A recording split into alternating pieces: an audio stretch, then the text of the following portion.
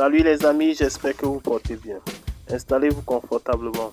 Nous allons faire un petit tour du côté de la Côte d'Ivoire où, après le verdict de la Cour constitutionnelle statuant sur les candidats devant participer à l'élection présidentielle d'octobre prochain, les réactions des opposants fusent de toutes parts. Abonne-toi à notre chaîne pour ne plus rater nos prochaines vidéos. On commence.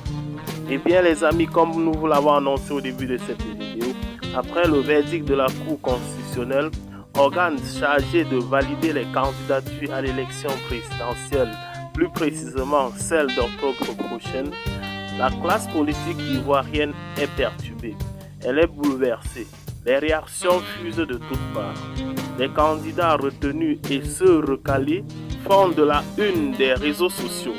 C'est dans cette optique que le candidat AFI, bien que retenu pour cette élection présidentielle, a fait une sortie, je le cite. Le Conseil constitutionnel a raté l'occasion historique de marquer son indépendance en acceptant la candidature du président sortant, manifestement inéligible, en refusant celle du président Laurent Gbagbo et Guillaume Soro, privés de leurs droits civiques pour de purs motifs d'opposition politique. Je condamne avec fermeté la spirale de l'exclusion dans laquelle s'enfonce la Côte d'Ivoire.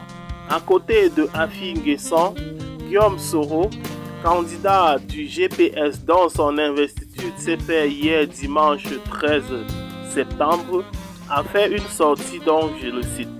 Je conteste vigoureusement la décision injuste et infondée prise ce lundi 14 septembre 2020 par le Conseil constitutionnel.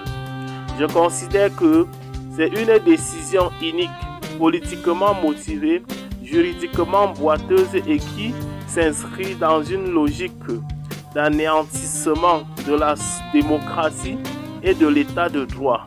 Guillaume Soro, candidat du GPS toujours en exil forcé depuis la France, considère cette décision du Conseil constitutionnel comme de la pure forfaiture, car c'est l'occasion idoine pour éliminer les candidats, les adversaires politiques, car ce Conseil constitutionnel est sous les ordres. Pour suivre de près cette actualité et ne pas rater nos prochaines vidéos, n'oubliez pas de cliquer sur j'aime et surtout de vous abonner à la chaîne. Et si vous l'avez trouvée intéressante, n'oubliez pas de la partager avec vos amis. Bye et à très bientôt pour de nouvelles vidéos.